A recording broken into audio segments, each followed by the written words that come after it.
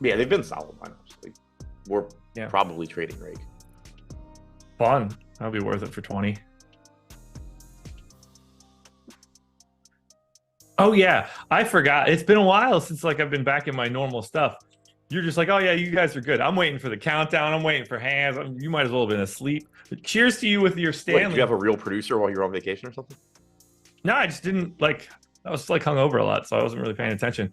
What's going on, everybody? NBA Strategy Show, Tuesday, November 21st. I am Josh Engleman. I'm joined by Adam Scherer. We're brought to you by Vivid Picks. Easy day, 5-game slate, 20 games. So we have injury reports. I actually kind of like this little 5-gamer. It's a little bit lighter action than what we got yesterday. Tomorrow's going to be awful. You and I are going to hate every bit of our lives. 14 games tomorrow. That's better than 2. I mean, I won't even touch this 14 gamer. Maybe there'll be like a good night slate, but I'm not dealing with 14 games from 7 o'clock to 10:30 or whatever it ends up being. And then we got a really weird one on Friday where there's like a couple day games. So it should be kind of interesting. Obviously, no basketball on Thursday. Hit that like button if you haven't done it already. Subscribe to the channel. Hit the notification bell so you know when everything goes live. Follow us both on Twitter. What's going on, man? How'd it go last night? Went okay. Got crushed in NFL cash, which sucked. Got killed on they're not even killed, just had a normal losing NBA main slate. Came close on the night slate, got like 4th place and 7th place or something. So got a little bit of money back there, but overall, not a good one. But, some numbers look good. Just out of curiosity, have you thought about changing your projections on Nikola Jokic? No, I didn't think to project him to get ejected from the game. Oh, see, like maybe you just need a better model, I guess. Yeah. Sometimes you got to be a bit of a nerd, really dig into that advanced data because I seem to be all over that play against Nikola Jokic yesterday. So, maybe you should just look into that a little bit. I think that might help you, just in case you're struggling. I'll have to add that in for next week. Yeah, I think that makes a good bit of sense. That was incredibly satisfying, especially because like I clearly love Jokic. Right. Like this is just like you and I going back and forth with Luka 3 years ago or whatever. In no way do I want I think he's incredible. I hated not having him at 2 fantasy points per minute and not getting him. Boy, oh boy, did that feel good when it happened last night. And then immediately I gloat, and 5 seconds later McDaniels is out, and it's just like, okay, thanks for that. Yeah, and I mean, you also had Curtis Samuel get ejected on Sunday, so you deserve to enjoy Jokic for a minute. Yeah, the Curtis Samuel one was extra special annoying. When I looked at those exposures before I started the slate, I was like, none of this feels right. But I just I'm not going to go back and manually swap to a different value receiver. All right, we'll cheer for him. And then they start showing the highlights, and they're like, and then there's Curtis Samuel, and I was like, oh my god, they're going to throw him out. And they were just like, and he ended up ejected. And I was like, I hate my entire life. Yeah, I had just gotten to a bar like right before that happened, and the sound wasn't on for the game, but I could see it. And so see the touchdown, which was nice because I had a lot of howl. And then you see the fight, and couldn't tell who anybody was. And they keep, zooming in on the one part. And I'm like, okay, clearly people got ejected, but I still don't know who. And then you see Samuel walking out of it. And I'm like, there's no way the guy that just got in a fight is the 5'8" wide receiver and not a lineman, but turns out it was. Turns out it was indeed. So annoying. So annoying. Well, we've got 5 games to talk about. I assume you're doing the same thing that I'm doing right now and slowly but surely getting your stuff together to start the show. Yep. How ready are you? As ready as I usually am. Do you? I get what you can give me an honest answer here and say I'm good. 30 seconds, a minute. Yeah, I mean, I'm good. Yeah, 30 seconds a minute. I'll have everything. Okay, perfect. Well, then let's go ahead and get this bad boy started. If you were going to be give me 5 minutes, I would have been happy to shoot the shit a little bit longer. I'm still working on some stuff on the back end, so that would have been fine. But now I can throw to you and get my own stuff together. We're going to start this one off. 7 p.m. tip-off. Toronto Raptors, 1.5-point dogs in Orlando, 215 total. Just to note, the next game we talk about, Indy and Atlanta, 251 total. Wow. Yeah. Spoiler alert. Oddly enough, Indiana doesn't look all that interesting. Craziness. That's been happening a lot lately. Yeah. Atlanta is different. But let's start with Toronto. Not too much to break down here. Everybody that's normally available is available. Thad Young is doubtful. I don't know if he comes back, if that starts to matter or not, but I don't think we're going to worry about it today. Highest owned dude for Toronto, 8% to Dennis Schroeder. It's 13 on FanDuel. He's the only guy in double digits. This is a 5-game slate, but with this 215 total, it doesn't appear that the Toronto side of this one looks that good. No, I'm not getting to much of anything. Neither is the field. We have Dennis Schroeder at 6,400 on DraftKings as the highest owned guy at 8%, 13% chance of being optimal. I'm getting to 8% Anunoby. I'm getting to 8% Schroeder. So a little over the field on Anunoby, but nothing crazy. Right with the field on Schroeder. 6% on Siakam, 4% Achua, a lineup apiece with Barnes and Pirtle. So I have 6 different Raptors in at least one lineup, but I don't have more than 8% of any of them. Just doesn't look like that appealing of a spot. And it's a healthy team. They're pretty much correctly priced. I do like to see that Scotty Barnes' salary is slowly coming back down. The point guard small forward eligibility is certainly really nice, but it's just been very difficult to roster him at around the $9,000 salary. Let's see what I've got now. I just got my got all of my stuff run ready to go. And I want to make sure that, well, I have a couple wild exposures, but most of it I'm going to be okay with. I got that 6% Anunoby, 5 of Siakam, 3 of Jakob Poeltl. There's just not much here. 8,200 for Siakam's not the worst in the world. 8,900 for Barnes, honestly, point guard, small forward. The problem is we got a couple guys sort of on his corner today that are just going to look like better plays. He's a really interesting dude to be projecting right now. 1.34 DraftKings points per minute so far this season on DK. And I don't think that like any real projection system is near that number. And I bet people would freak out to see it. Yeah, it's tough, like, because he's in his second year. So like it's very reasonable to think he is actually improved or has actually improved and is actually better. But it's still difficult to quantify, like, is he really this much better? I do like the rates that you're seeing. You know, we've talked about it a lot. Like, he's doing more than Siakam in every category. So this isn't just driven by Scotty Barnes has been a higher usage than expected guy early in the season. And over time, he's probably going to cede some of that back to Siakam. He's doing everything. And he's been one of the best players in the NBA doing it. Yeah, absolutely. 100%. No disagreement there. Yeah, I thought it was interesting. Like, every day that goes by, like whatever the most recent game is, that one carries the most weight in my model and it decays from there, but back to through his entire career. And I thought it was interesting when I started comparing the stats that I had before I looked at anything else, projected minutes, all the rates that I have, and then started comparing to what the prop market looked like for Scotty Barnes today. I was like spot on the numbers and I was pretty happy to see it. But to do that projects him as like a 1.1 fantasy point per minute guy in this matchup against Orlando. If people saw that, they'd be like, oh my God, well, Scotty Barnes is a 1.35 fantasy point per minute guy. I was like, well, you project him like that, and he's going to be your most exposed guy today. Yep. That said, I have 0 Scotty Barnes. Doesn't feel good, but I mean, this is also the game with the lowest total on the slate. And I believe Orlando's defense is, well, not going to be as highly ranked without Wendell Carter Jr., but I think they've been like oddly good. They are second in defensive rating this year, or they're tied with Minnesota for first. Yeah. I don't know. I mean, like, Carter's been out long enough that it's not crazy, but like I would have assumed he was part of that. But this is a terrible matchup for Toronto. Also 15th in pace, so you're not really making up for it there either. No. So I wish I had more to say about Toronto. I just really don't. No, Orlando's. You're good? Yeah, I was agreeing. Orlando still has Fultz out, still has Carter out, as we mentioned. 30% ownership coming into Franz Wagner. He's 6,500, small forward only. Love that price tag, love that ownership. 10% coming into Goga, to Jalen Suggs, to Paolo Banchero. And then another 15 coming into Mo Wagner, power forward center eligibility, 4,600. Orlando side of this one looks way better.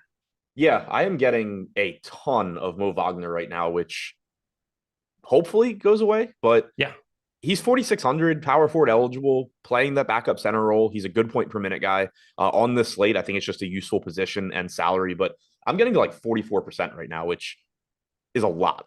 And it is. Hopefully comes back down, but at the same time, I get it. I'm also getting around the field on Franz, 6,500 small forward. I have 26%. He's projected for 20 or for about 30. So pretty much in line with the field there. Then I'm getting a little bit of Suggs, a little bit of Banchero, 4% a piece. I'm not getting any Goga or Cole Anthony right now, or anybody else on this team, but the Wagners are carrying a lot of the load for me, at least, early on in the day. Yeah, I've got 55% of them in the aggregate, 33% to Franz, 22 to Mo Wagner, and I'm more than okay with it. This whole side of the game just looks a lot better. And I think that you can, like I'm happy. Any Banchero you want to get to is fine. That Franz price, how much has that dropped? He feels I think a good like amount. he's I thought down he was like a little over 7. Yeah, so did I. I'm trying to pull that up now. In the 8 games that Mo Wagner has come off the bench without Wendell Carter Jr., 1.07 DraftKings points per minute, 21.5 minutes per game. Okay. He's had some peaks and valleys. So he was 6,500 on October 27th. He got up to 7,400 on November 9th. And then he's been 6,500 and 6,600 the past 2 games. So price has come down. Still a fantasy point per minute guy. So especially at small forward on a 5-gamer, I like it a lot. Agreed. What do you want to do with like some of these random guys? Like, how do you want to handle someone like Anthony Black, 3,700 shooting guard, small forward, probably starting, but 0.6 fantasy points per minute so far this season? Yeah, I mean, I'm not getting to him right now, but on a 5-game slate, shooting guard, small forward, 3,700, 2% owned. I would get the argument if like you wanted to just hope that you get lucky on Anthony Black. He played 24 minutes last game, but that included garbage time. He hasn't been productive, like you said. We don't have him projected well at all. So I think it's very, like, I'm not getting to him. I think it is difficult to get there. But yeah, if you do get there, I think you're kind of just like taking that step back and saying, okay, I realize that he hasn't produced. I realize that the minutes aren't guaranteed and he's probably going to fail, but 98% of the field is just not playing him. And if he doesn't fail and I have him, I'm in a good spot. Like it's not something I'm getting to right now. Yeah, I got 4%, which is, an irrelevant amount on a slate like this, but just an interesting guy. To get a starter, shooting guard, small forward, sub 4K, it's pretty hard to see him be unowned on a 5-game slate. Yeah. 7 starts for him this year, 24.6 minutes per game. That number is decent. 0.47 DraftKings points per minute, not ideal. No, not so much. 12.2% usage rate, 6% rebounding percentage, 8.8% assist percentage. So also does like, it would be one thing if you kind of like point to, oh, well, he has a 20% usage rate. He just hasn't made any shots. Like he's just not involved. No, in any way. He's just not participating. Not much you could do with Cole Anthony, I don't think. Any interest in Gary Harris, shooting guard 4K? Is that a better option than Anthony Black? I don't have him either. I mean, 22 minutes last game. He did close the first half. Maybe would have closed the game. You have to assume they would want to, like, Anthony Black is not going to be in a closing lineup and some other real person is. You would think. I mean, the closing lineup for the first half last game was Harris, Ingles, Goga, Banchero, and Black. So no Jalen Suggs, no Franz Wagner. You're not expecting that to be the closing lineup in a competitive game. Not in the fourth. I don't think it's crazy if they're closing this. Like if they're going to play Franz for the first 10 minutes of the second quarter, then like the closing lineup of the second, like he's going to be in the closing lineup of the real closing lineup. Right. That's what I'm saying is unequivocally. Like a lot of times in blowouts, you can kind of get a gauge on what they wanted to do by how they closed the first half. Yeah. You can very easily see this is not how they would close a game. Yeah. I would guess it would be Black out, one of Harris, Ingles, Anthony in terms of a true closing lineup. Yeah. I mean, so it's definitely Franz. It's definitely Banchero. Yeah. And then I think it's definitely Suggs. Do you? Now I do. Yeah. I feel like that could just be Gary Harris. I mean, we're running out of bodies. Depending on the game. Like, I think that spot's volatile. Like, it could be Anthony, it could be Suggs, it could be Ingles, Harris. Yeah. Like, is it the craziest thing? I think Suggs is the cleanest third person. Sure. But I was just kind of thinking of it as like, you're not going to be surprised if anybody is missing from their closing lineup with the exception of Franz or Banchero. Correct. Totally agree there. It is interesting, too, that neither of the centers were in. Oh, never mind. I think anytime. My eyes. No, wait. Yeah, but Tadzio's in. My eyes jumped to Franz. Okay. So, yeah, I was going to say, you're expecting Franz, Banchero, 1 of Batadze or Mo Wagner, and then 2 of Anthony, Suggs, Harris, Ingles, Black. So when they played the Bulls on the 17th, they closed Paolo, Gary Harris, Franz Wagner, Cole Anthony, John Isaac. Forgot Isaac could be that guy too. Yeah. Because if they're only going to play John Isaac 14 minutes, like him playing alongside Paolo as a 4-5 combination, you can do that against most of the league at this point. But I mean, they got John Isaac to 19 and a half minutes in that game, and he's alive still. Yep. So I think that's good. All told, I kind of like this Orlando team. Yeah, I like a couple pieces. Yeah. Do you have any interest in Isaac at 4,100? If you knew he was going to get 18 to 20 minutes like he did 2 games ago, yeah. If it drops back down to 14 and they have to put him in bubble wrap, less so. Right. So, I mean, I think the bull case for him would be he played 19 and a half minutes and he closed against the Bulls. Last game, he played 13 and a half, but that was a blowout where there wasn't a closing lineup. Yeah. If he was going to get those, 4 or 5 minutes at the end, then you're back to 19 again. Like, if that's actually what they're going to do consistently, then he's kind of interesting at 4,100. Yeah. I don't know. There's certainly a path there. What will be interesting to see is when we look through these next 4 games, who else is in this value range that you would be like competing with John Isaac as a roster spot for? Because I don't really know. Productive this year from a fantasy standpoint. Yeah. Well, I got to go at 1.19 for the season. Yeah, 1.2. Yeah. All right. Well, that's Orlando. Schedule for the rest of the day. This is going to be pretty easy. We've got the NFL strategy show coming up next at 11 a.m. And then we're back to basketball. Adam and I back tonight, 5 p.m., running through this one again. I assume we'll have a lot more news at that point. And then NBA Live Before Lock from 6 to 7. Simple. Lots of NBA conversation for today as we gear up for Turkey Day. Do you like Thanksgiving? I mean, yes and no. Like, I feel like it's more work than it's worth. Fair. You prefer Thanksgiving or Christmas? Christmas. See, I'm a definite Thanksgiving person over Christmas. I like every bit of it. I hate gifts in all directions. So Thanksgiving is like the perfect thing where you just sit around, watch sports, eat some food. But there's no like, oh, thanks for the underwear, Grandma. Yeah, that's true. Yeah, gifts. I'm not the best with gifts either, but like in either direction. But I hate receiving them. Yeah, I don't mind giving them at all. Yeah, but I hate forced gifts. Receiving gifts, just like as an adult that has like disposable income, it's just like I probably bought it already. And I see so many people just like get anxiety, be like, what can I get so and so for Christmas? And it's like fucking nothing. They're 37 years old. Like if I see something for one of my friends when I'm just out, if I'm in random places, and like I think they would buy it for themselves, I'll have no problem like picking that up and shipping it out and being like, yo, man, saw this, thought of you. Yep. But like if I have to do that only from mid-November to December, or when I do it in June, I got to hold it in my closet to mail it out 6 months later. Right. I'm good, man. Yeah, it's great for kids. Sign me up for like gifts for kids all the time. We're 7 years old watching them rip that shit up. That's awesome. Yeah, I don't remember even what it was that I was buying, but I remember having the conversation like a month or two ago about something. Like I'm talking to my mom, and I was like, "Oh yeah, I just decided to like get this for my apartment," and she was like, "Any chance you want to wait until Christmas?" I'm like, "No, I want to just fucking buy it right now." Yeah.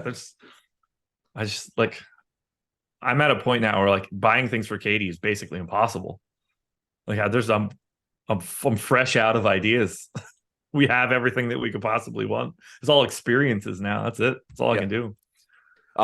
Very good point from chat. NBA on Christmas better than NFL on Thanksgiving.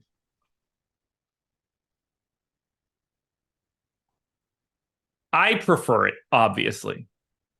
But there's something of the nostalgia of like sitting down and watching the football on Thanksgiving that like honestly like gets me, and I don't care at all. It doesn't get me because when I was a kid, we would go to my aunt's house and she's no longer alive. So like we don't like our Thanksgiving now is just like it's like small, like immediate family, because that pretty much ended when she died. So like I don't really get that nostalgia because I'm in a completely different place with completely different people. Okay. I just there's something for me where I don't give a shit about the NFL all year, but for some reason like I just want it on Thanksgiving, and I want to just eat my face off, have a couple bourbons or something, just like chill. Oh, how am I going to dodge that? I will cross that bridge when we come to it. Indiana Pacers. I was going to say, we just had a conversation about this.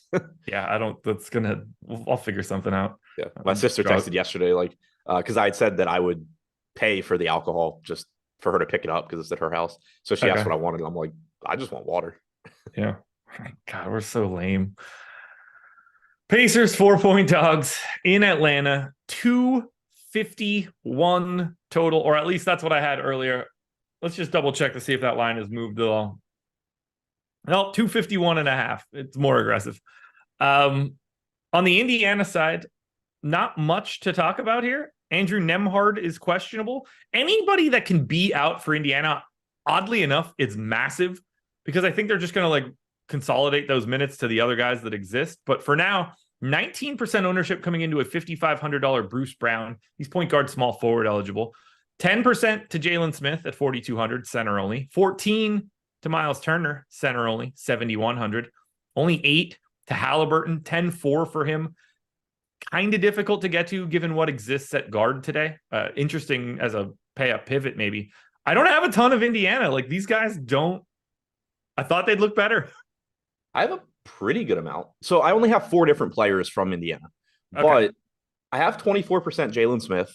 He's my most exposed guy. So we're on the same page so far. He's 10% owned. We have more than 19% chance of being optimal. It does suck. He's only center eligible on DraftKings now, but he is still 4,200. He is still a very good point per minute guy. And whatever games Miles Turner gets in foul trouble, gets injured, whatever it may be, they're getting those extra minutes. Smith can certainly play himself into a couple of extra minutes potentially as well. So I'm getting over the field on him. I'm getting 20% Miles Turner. Okay. Fields at 14%, so I'm a little bit over there. I'm getting 20% Halliburton. Fields at 8%. I love that. Okay. Very, very happy to be there. You know, we have him with about a 13.5% chance of being optimal. If my exposures hold, like absolutely love being 2+X the field on Halliburton. Yeah. Here. And then I'm getting the 14% Bruce Brown at 5,500. That's actually a little bit under the field. Point guard, small forward, good price tag. Not an exciting player, but just useful to get to, I think. Yeah, those are the only 4 guys that I'm getting to as well. I'm under on Turner. When we have these conversations about center eligibility, also shout out Mark Williams for smashing yesterday. That dude's good. Neither here nor there. I know, for real. Well, I don't even want to talk about Tatum. Although, thank God he cooled off. Yeah, 77 still. Yeah, I mean, it was looking way more aggressive than that. If we have like disagreements in center exposure, I really just don't care anymore. There's so many dudes in this like 6K, 7K range. It's 1 point either direction, and like that's the guy you get versus that's the guy you're not getting. So for centers, I've just stopped caring too much. I'm not getting to Halliburton. I'm very interested to see what you're doing with Trae Young, with Darius Garland, Booker to a degree. We'll have a lot to talk about for point guard. I'm obviously on your side here in that you're very happy to have any over the field exposure to someone like Tyrese Halliburton. Yeah. But everybody else, like Nesmith, Nembhard, Mathurin, Hield, Toppin, it's just a lot of like these guys are all just like $300 overpriced, which is hard to do on a game with a 250 total. And spoiler alert, I'm around the field on those guys. Yeah, but I mean, we're talking about guys that are like, I mean, Mathurin's at 8. Everybody else is no. I'm talking about Trae Young and Darius Garland. Oh, okay. Gotcha. Yeah, I have a slightly different stand on Trae Young. So I was just like, thanks for letting me know that you have 1% Nesmith, 3% Nembhard. Hot hitting stuff there, man. Appreciate you digging in. Atlanta is the opposite side of this game, and they are the wild side of this game. Everybody that plays other than Wes Matthews is at least 10% owned. 10 to Bogey, 31 to Capella, 20 to Hunter, 21 to Murray, 26 to Jalen Johnson, 24 to Okongwu, 16 to Bay, and 33 to Young. I have way more than that on most of these guys. 73 to Trae, 70 to Sadiq Bey, who really needs a conversation here, 4,600 and playing more minutes. 53 to Jalen Johnson, 63 to Capella. Still have 20 of Bogdanovich, 20 of Hunter, 20 of Okongwu. Only guy that I'm like actually under on is DeJounte Murray. This Atlanta team looks incredible. Yeah, and we have very different exposures. Real. Okay, let's talk through it, though. Yeah, so I have 8 different Hawks in at least a lineup. I have 6 different Hawks in at least 18% of my lineups. But at the top for me, number 1 is Capella. He's my highest owned guy on the slate right now. Okay. I have 78%. He's 5,700.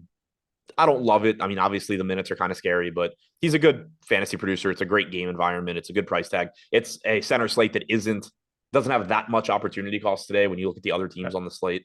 Let me pause you quick. What do you want to do? What's your outlook for Capella Okongwu minutes? Where's your balance there? Because I went 26-22, and it's causing me to have that massive stand for Capella and be like relatively neutral on Okongwu. If I go 25-23, I think I equalize those guys quite a bit more. Yeah, so we have 26-22, and I got around I'm even with the field on Okongwu, and I'm way over on Capella. So same thing. Do you like that? Would you like that to be the 25-23 and what that impact would likely look like? I'd probably prefer that, but at the same time, like I don't mind having a stand on a $5,700 Capella. Yeah, I don't have any issue either. It's just those guys, every little minute counts. Right.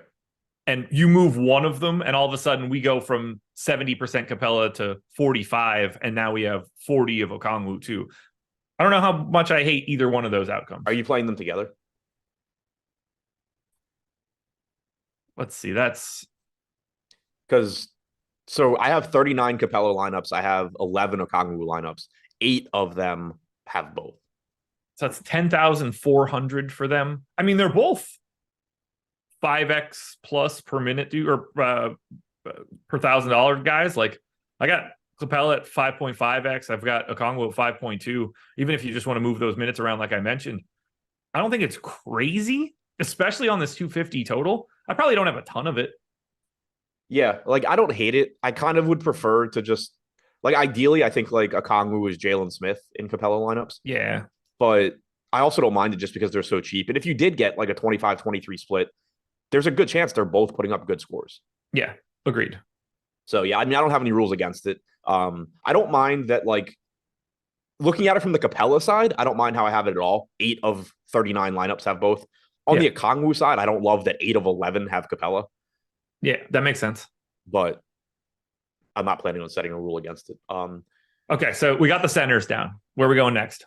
DeJounte Murray is in 68% of my lineups. Okay. Yeah, that one I don't have.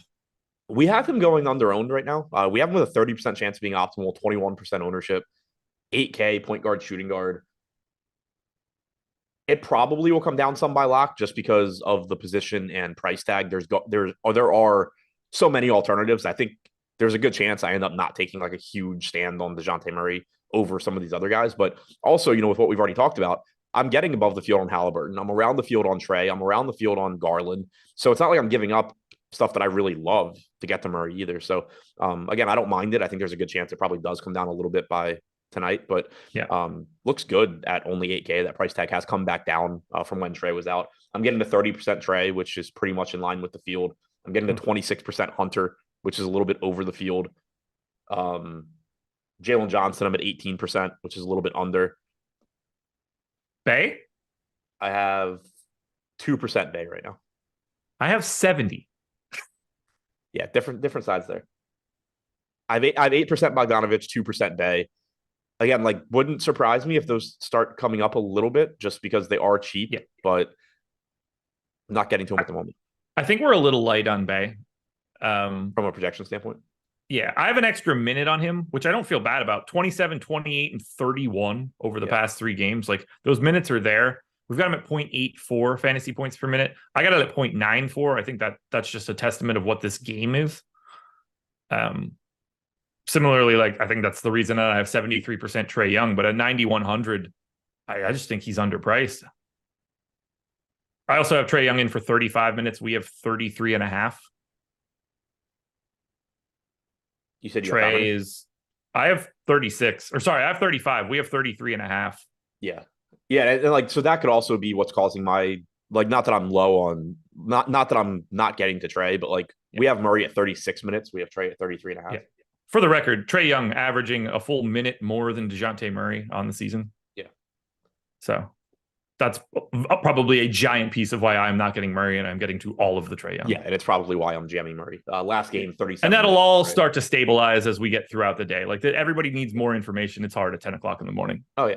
But yeah, it's just, that's why I think, you know, like, it's helpful on these shows to look at what we're getting to, but it's also important to say, like, hey, because it's just like you were saying with Capella and Okongwu too. It's the same thing here. You take a minute or two either direction, and this completely changes. Like, if right now, if our early projections had Trey at 36 minutes and Murray at 33 and a half, I would have no Murray and I would probably have Trey everywhere, and I wouldn't have Halliburton and, you know, whatever. So, you know, all that stuff changes and impacts other things. With the way we have it projected right now, I would be taking a big stand on Murray, but I do think it's likely by lock that those minutes have evened out a little bit, and some of that Murray, at the very least, is probably turning into Trey. Yeah, I have all of these in the aggregate. 337% of my 800% is going to the Atlanta Hawks. That's 42% of all of my exposure is just the Hawks. They're going to play. They're going to score 85 points tonight. Yeah, 252% for me. Yeah. And I expect that to go up, not down, by the time this day moves forward. I expect it to be redistributed. That's fair. If anything, it probably comes down. Like Capella and Murray probably come down for me, but then like Bogdanovich, Bay, Jalen, maybe Jalen Johnson like come up. Trey, I would be surprised if you don't end up with more Bay, just given that price tag and his role right now. Yeah, I think I'll get to more Trey too, probably. The one thing that I think that you and I can both agree on for Atlanta, ignoring Wes Matthews, everybody else is at least a solid play, if not a good play.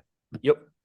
Yeah, I mean, there's 8 guys on this team projected for at least 10% ownership, and 8 guys that have at least a 10% chance of being optimal. There it is. We move on over to the rest of these games aren't nearly as interesting as talking about Atlanta there. We head to Cleveland. Is that the highest total we've ever had? It's the highest total that I can remember. Yeah, I mean, I know when I did the show with EMAC on Saturday, there was like a 245 total, and he said he thought that was like the highest he could remember. I was like, I know we've had a few that are similar. I don't remember a 251. I can't remember crossing 250. So, for the Cavs, no Donovan Mitchell. Massive news. No Isaac Okoro. And then Karis LeVert is questionable, which will really create some sort of trickle down. 18% ownership coming into Darius Garland, 16 to Mobley, 16 to Allen, single digits across the board. I'm doubled on Darius Garland at 7,600, and I couldn't be happier with that outcome for right now. I think he looks very clearly as the best option from Cleveland, but ownership doesn't really say the same thing. So I'm very curious to find out how much Mobley you have. How much Mobley? Yeah. 2%. Oh, okay. Well, the only reason I said Mobley is because just based on the center ownership that I've heard from you before, I didn't think you were going to tell me you had a big Jared Allen stand. At least Mobley had the power forward eligibility. Yeah, Allen's my highest owned guy, but it's still only like 18%. Okay. I don't have Mobley. Yeah, I only play centers. Yikes. I'm really starting to think that that's more true than false somehow. I don't know. Do you got to just like ask your rep for that? Yeah. When I go to the suite, I'm just like, hey, by the way, can you just like toss another center spot on? Yeah. What about Garland? What are you doing there? I'm at 14% right now. It's another one where I'd certainly be happy if I can get to more. 7,600 is a good price tag. No Donovan Mitchell makes a big impact for him. He, struggled last game without him, but don't want to read into that too much. We've seen plenty of games where Mitchell's been out over the last couple of seasons, and Garland is very good. So far this year, you have 2 games. He's at 1.15 DraftKings points per minute with a 34% usage rate in those 2 games. Over the last 2 seasons, he's played 12 games now, 1.31 DraftKings points per minute, 31.2% usage rate, 38.5% assist percentage. He looks really, really good. I kind of hope that I get more by the time we get to lock. But right now, I was surprised to see only 18%, honestly. Yeah, I was surprised too, because when I saw I had 14%, I was like, okay, he's probably like 30% owned, and I'm at like half the field, and that's where my Halliburton and DeJounte Murray are coming from. But I'm a little surprised that he's only 18% right now. Would you rather have Garland or Murray?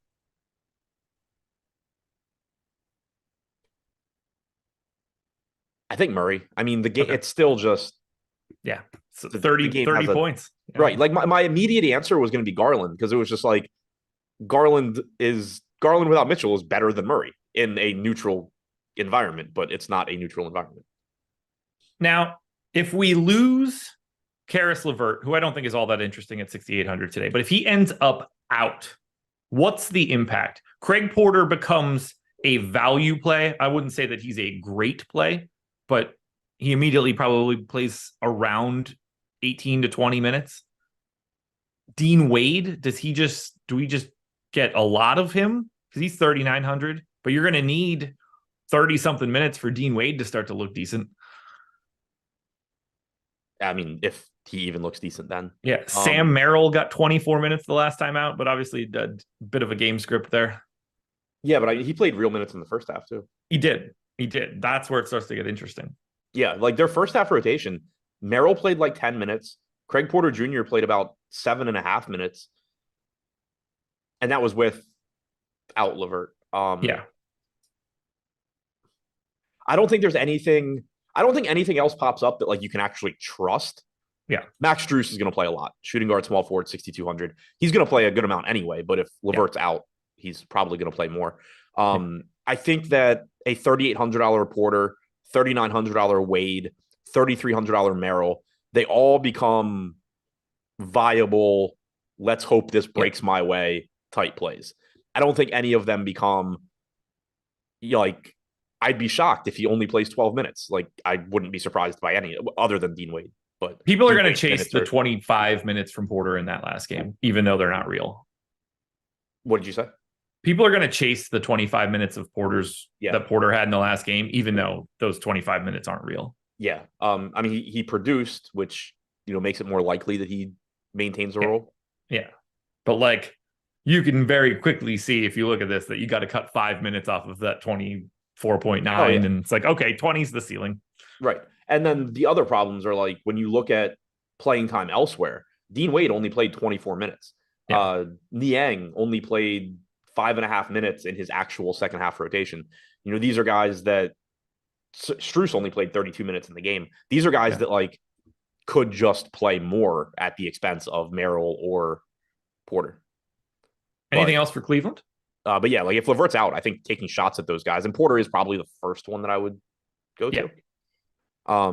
Taking shots at those guys makes sense. If Levert's in, I'm not really getting. I have 4% Levert, 4% Strus right now. I think I would need Levert to be out to start getting the more Strus. Okay. As far as Allen, I'm at 18%. Fields at 16. He's fine. He's been pretty underwhelming this year, but he's still only 6K. Everybody that's normally available for the Sixers is Kelly Oubre, still recovering from his phantom accident. Ownership, single digits across the board to Philly. It's 20% to Melton on FanDuel, 11 to Springer, and 14 to Harris. I have 25% Jaden Springer right now. I only gave him 16 minutes, so it's pretty disgusting. I basically don't have the Philadelphia side of this one. I thought that I'd be getting to Embiid, but I'm not. I think there's a better center out there today. Yeah, I'm not getting to Embiid either, which is surprising because usually I get to him or Jokic aggressively. But Melton's the only guy from this team that I'm getting double-digit exposure to right now. We have him with a 14% chance of being optimal at 9% owned. I'm getting 14%. It's fine. You're never going to be excited about getting to Melton, but the playing time should be there. He's 5,900. It's whatever. I'm getting to 8% Paul Reed as a $3,500 center. He's 5% owned. I'm getting to 8% Springer, 6% Harris, 6% Maxey, 2% Embiid. Pretty much around the field on these guys. Certainly would be happy to be getting to more Embiid if I could, but I think it's just looking like Halliburton and Trae Young are bigger priorities for me in that range. Anxious to see where you're at on LeBron and AD, who both look pretty good today too. There's just, I don't see a lot here for Philly. They're really casting like that widely. It's, Beverly plays 12 minutes, Covington plays 12 minutes, House plays 12 minutes, Marcus Morris gets a handful. It's just like a pretty gross team rotationally. I got nothing else for Philly. I think they're a really hard team to talk about. But like, as always, feel free to play Joel Embiid and Maxey. What'd you say? I said, and as always, like, feel free to play Joel Embiid and Tyrese Maxey. It's a team. They're healthy. They're not in a great matchup. You have a game with a total 30 points higher. You have teams that are banged up a little bit. It makes them good tournament plays just because the ownership's not going to be there because they, outside of Embiid, they don't project as the highest raw points and they don't project as the best point per dollar guys. But yeah, like in an individual lineup, if Tyrese Maxey is how you're different, that's a perfectly good place to be. Vivid Picks is the sponsor. They asked me to tell you guys to hit the like button on this video. That's the first thing you need to do. The second thing you should do is click the link in the description, head on over to Vivid Picks and sign up. If you like Prize Picks or Underdog or some of the other pick'em sites, take advantage of this deal. If you like money, this is the best one you're going to find. They will match any deposit up to $30. Yeah, $30. $300. If it was $30, I wouldn't be as excited. Up to $300. You put in 100, they'll match with 100. You put in 200, they'll match with 200. All the way up unto $300. You can't beat that. That's so much money to start a bankroll at a pick'em site. And I'm not done yet. $25 secure play. You put down $25 on whatever that first card is that you build out. If it wins, great. That money stays in your account too. If it loses, You get that 25 back in site credit. This is a phenomenal deal to get yourself started. Stick around if you like it. They're willing to give you a bunch of money. It might be worth it, but build yourself the best bankroll you can, the easiest way you can, with the least amount of resistance. This is how you do it at Vivid Picks. Click the link in the description or the link in chat. Portland Trailblazers are 2 touchdown underdogs in Phoenix, 225 total. We got a quick report yesterday. It's like Malcolm Brogdon not on the injury report, and then immediately it was like, no, he's questionable, which makes a lot of sense. I can't imagine they're letting him loose even if he can play. So I think he's going to be limited either way, or this dude's just going to go right back to the injury report. He's been perpetually injured for 5 years. Q-tag on all the G League guys that they have as well, but still no Scoot, still no Anthony Simons, obviously still no Robert Williams. 7% ownership to Shaedon Sharpe is the high mark. You're getting Grant, Brogdon, and Sharpe into like the 15 range on FanDuel. I got to 11% DeAndre Ayton, so he's sort of like my Miles Turner for you. I don't really like this Portland side at all.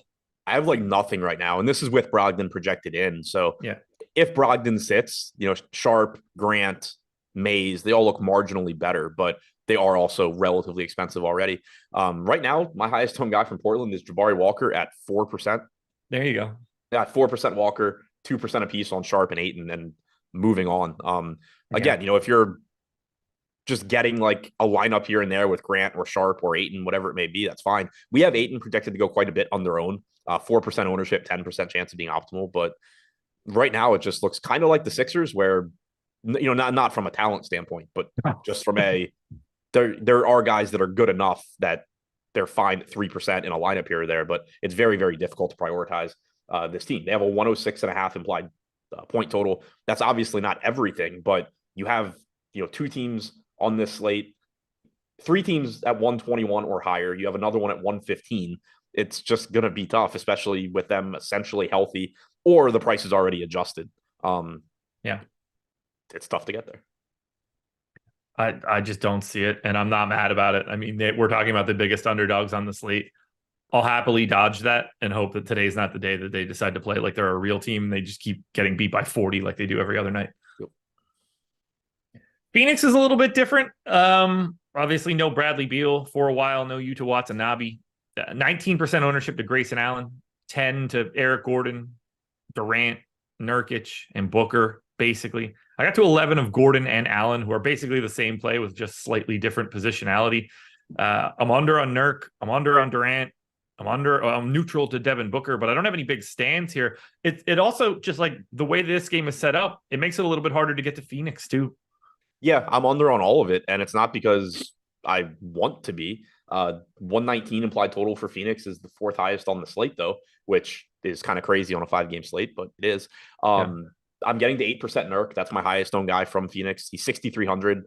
If I have 18% Jared Allen at 6K, I have 8% Nurk. If that becomes like 12 and 12, I don't care. That's perfectly fine with me. Grayson Allen's getting 19% ownership, shooting guard, small forward at 5,100. I have 6%. Eric Gordon, 5,200, point guard, shooting guard, getting 12%. I have 2. I have 2% Booker. I don't have any Durant. Any of these guys are players that I would have no issue getting more of. Like, I think they're perfectly fine plays. They're just not ones that I happen to be getting to.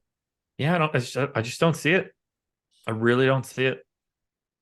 Yeah, it's just like what I think a lot of it is, and I think we've seen this a lot in DFS in general over the last year or two. And it's another thing that makes that whole, the bits on Twitter about, this player's chalk at, 18% or whatever. We've started, as people have gotten better at playing tournaments. Yes, the chalk is very heavy in a lot of spots, but you've also seen it start to balance out where people are understanding the range of outcomes. And it goes back to, I've talked about it a lot, where who you're not playing is also as important as who you are playing when it comes to ownership. And a lot of it, like I think it's happening on this slate right now, like the Atlanta side particularly, but Atlanta Indiana game looks so good and it's popular, but it's not like massively popular compared to Phoenix. It's like a little bit more popular than Phoenix, and they project way better. And so it's like, okay, well, yeah, these guys are going a little bit over-owned, or they're correctly owned. Now I'll pivot to Phoenix. And then it's like, oh, well, Phoenix is also over-owned. So now let me just go back to the best plays.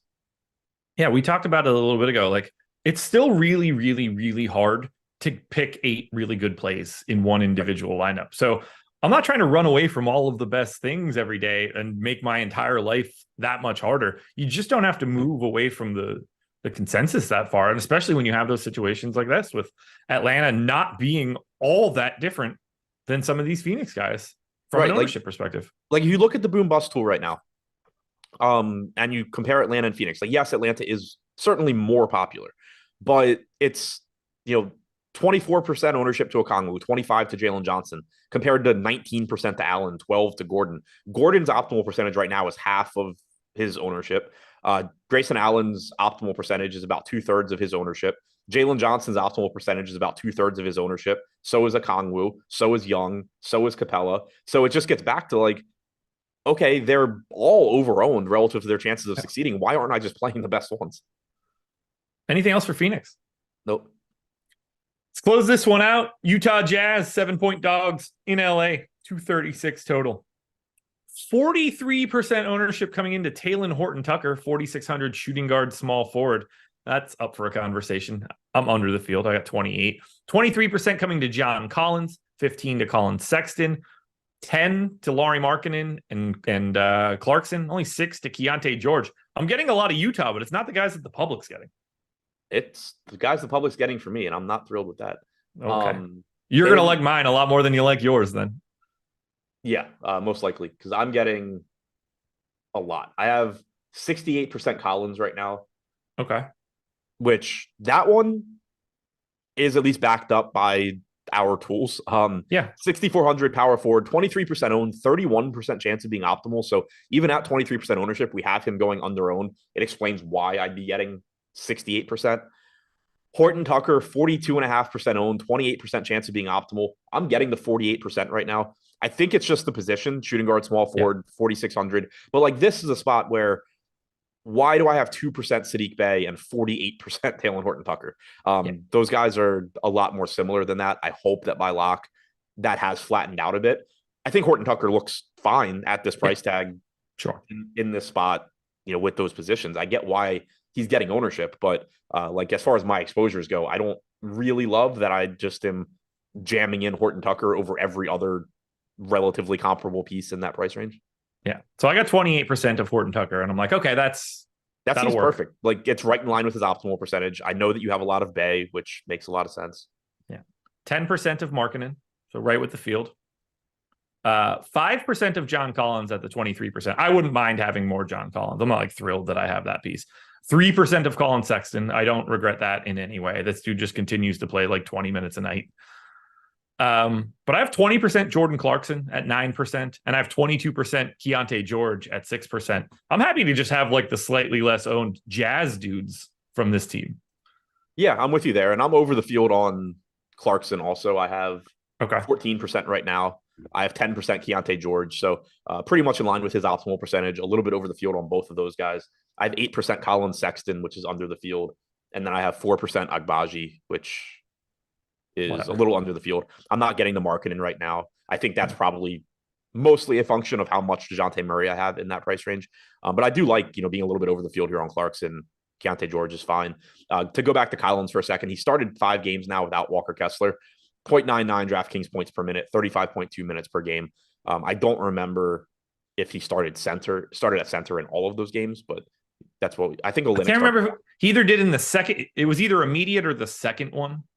Yeah. In my mind, it's the second one, but I don't think it is. I think they just went straight to him. Yeah, I know Olynyk didn't start the first one because that was the day that like we did all the shows and it was like, assuming Kelly Olynyk starts, he's the best player on the slate. And then they were like, it's been Collins the whole way then. Okay. So 15.5% rebounding percentage in those 5 games. In the games good.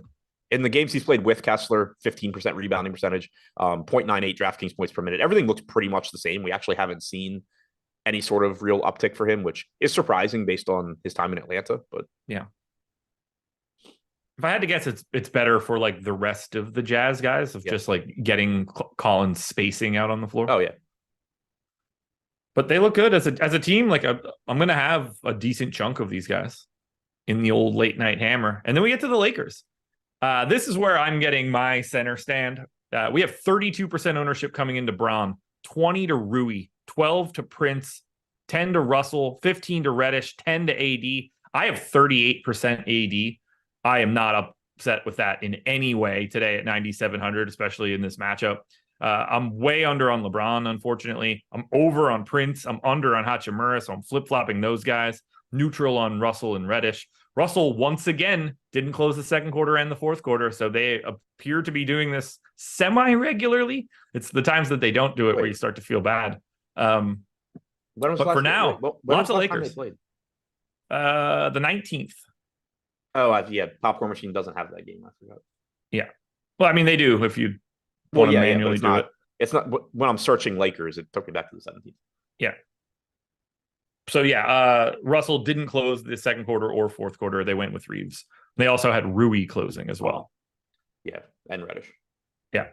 But what are you doing with the Lakers? We got a couple minutes yet before we turn it over to NFL. Yeah, so I'm pretty much flipped from what you said. I don't have any Anthony Davis right now. And if you would have told me you had like 30%, I'd be like, dude, something's not right. That's too many centers. Yeah. And yeah, it just has to do with, how much of the Atlanta centers I'm getting to. I was getting over the field on Miles Turner. I'm getting to Jared Allen. So it's costing me Anthony Davis. I would certainly be happy getting more Anthony Davis at only 9% owned. I am getting a lot of LeBron. I have 34%, Fields at 32%. It makes sense to me. Like, I'm taking these good high upside mid-range centers, and then I am paying up for LeBron at a much weaker forward position. That all makes perfect sense. Happy to get there. I'm getting a lot of Rui. He's 4,500, getting 20% ownership. I have 28%. I'm at 16% on Reddish, so pretty much spot on with the field. 14% on Prince, pretty much in line with the field. 6% Russell, about half the field there. So for the most part, like, I'm getting to the Lakers a lot. I'm just not getting Anthony Davis, basically. 38% AD. I don't like the 30% Prince I'm getting. I think that's probably a lot to do with just Rui getting a little bit more ownership, and it's just flipped, and then getting the MPE. Well, it also has to do with Anthony Davis. 0.52 fantasy points per minute for Prince this year. Fucking terrible. Oh, yeah, he's been awful. It also has to do with you getting Anthony Davis, most likely, because if you're allocating that much salary to the center position, it makes sense that you're paying down a lot at small forward. So that's why you're seeing that's one reason where, we talk about a lot. All this stuff is interconnected too. Yeah. It's not just a matter of like, oh, Adam has a lot of so-and-so. He thinks he's a great play. If you're paying up for Anthony Davis as one of your biggest contrarian stands, you're going to be paying down at a weak forward spot where you're going to get more Sadiq Bey, more Taurean Prince, more of those guys. Absolutely. I kind of like this slate. Yeah, it's pretty fun. I mean, there's a lot of good. I like pretty much any slate where you can play good players that are low owned. Yeah, agreed. Yeah, like I'm very no shortage. If I'm gonna have if there's 9% ownership coming into AD and I have 38, like if I'm gonna have stands like that, I'm very happy that it's happening on someone like Anthony Davis. Sure. You had like sort of the opposite one for Halliburton. Yeah, exactly. Yeah, like cool. I got high level players, 1.4 or fantasy point per minute type dudes. Anything else for this slate? You've got an article and some videos coming up?